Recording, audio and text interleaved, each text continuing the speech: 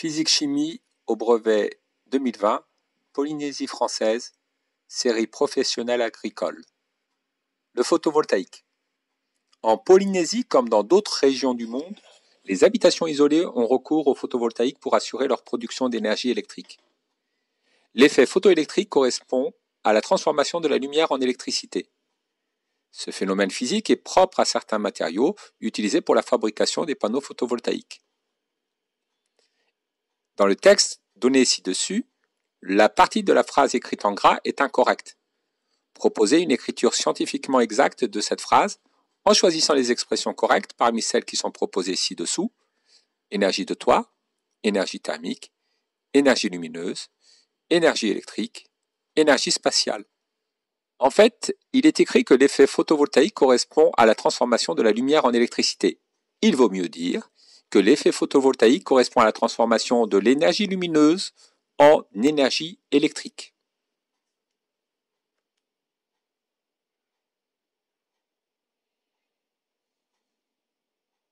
Cochez parmi les adjectifs proposés ci-dessous celui qui caractérise l'énergie reçue par les panneaux photovoltaïques: aérienne, fossile, renouvelable, journalière. L'adjectif qui caractérise l'énergie reçue par les panneaux photovoltaïques est renouvelable. L'énergie lumineuse, l'énergie solaire est renouvelable. Installation électrique. Marama envisage de construire une maison dans une zone isolée. L'électricité sera fournie grâce à des panneaux photovoltaïques. Un électricien lui propose plusieurs types d'installations avec des surfaces de capteurs plus ou moins importantes. L'installation de type A peut délivrer une puissance de 800 watts, celle de type B une puissance de 1000 watts et celle de type C une puissance de 3000 watts. Chaque jour, un foyer moyen de Polynésie française consomme une énergie électrique de 8500 Wh sur une durée de 9 heures. En s'appuyant sur un calcul simple, montrez que Marama devra choisir l'installation B pour équiper sa future maison. Données. La puissance d'un dispositif se calcule en divisant l'énergie mise en jeu par la durée de fonctionnement petit t. La durée de fonctionnement s'exprime en heures, l'énergie en wattheures et la puissance en joules. Ainsi, la puissance du dispositif est égale à l'énergie divisée par le temps. 8500 divisé par 9, nous obtenons 944 watts. L'installation B diffuse 1000 watts, ce qui est supérieur à 944 watts sans en être trop éloigné. Elle est donc suffisante pour assurer les besoins en énergie électrique de Marama. Le rendement d'un panneau photovoltaïque de bonne qualité est de l'ordre de 15%. Complétez la chaîne énergétique suivante, traduisant les transformations énergétiques au niveau du panneau en choisissant les formes d'énergie parmi la liste thermique, mécanique, électrique, lumineuse. Le panneau solaire convertit une partie de l'énergie lumineuse reçue en énergie électrique pour alimenter le circuit électrique de la maison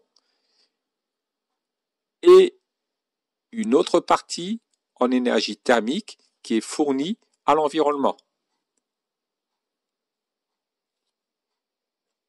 L'énergie électrique fournie pendant la journée par les panneaux solaires n'est pas toute consommée. De plus, la maison doit pouvoir en disposer une fois la nuit tombée. Citez un moyen de stocker l'énergie électrique. On peut stocker l'énergie électrique à l'aide de batteries.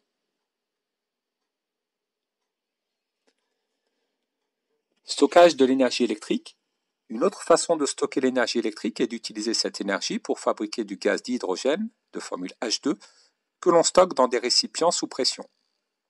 Ce gaz est fabriqué à partir d'eau, de formule H2O. Parmi les équations proposées ci-dessous, cochez celle qui traduit la production de dihydrogène. Nous voulons fabriquer du dihydrogène H2, donc il doit jouer le rôle de produit de la réaction. Dans une équation, il est donc écrit à droite de la flèche.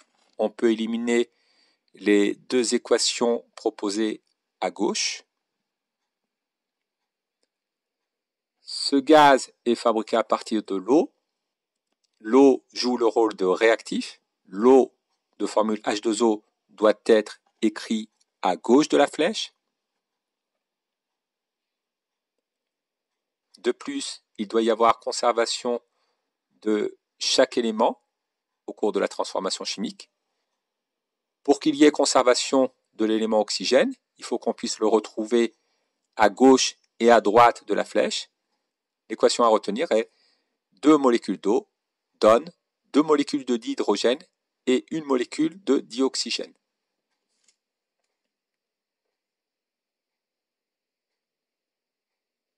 À partir de l'équation choisie, précisez le ou les réactifs. Nous en avons déjà parlé dans la question précédente. Les formules des réactifs sont indiquées à gauche de la flèche. Il s'agit ici de la molécule d'eau, de formule H2O. Les produits de la réaction sont indiqués à droite de la flèche. Il s'agit de la molécule de dihydrogène, de formule H2, et de la molécule de dioxygène, de formule O2. Donnez le nom de la molécule de formule O2. Cette molécule est formée de 2 atomes d'oxygène. On l'appelle donc dioxygène.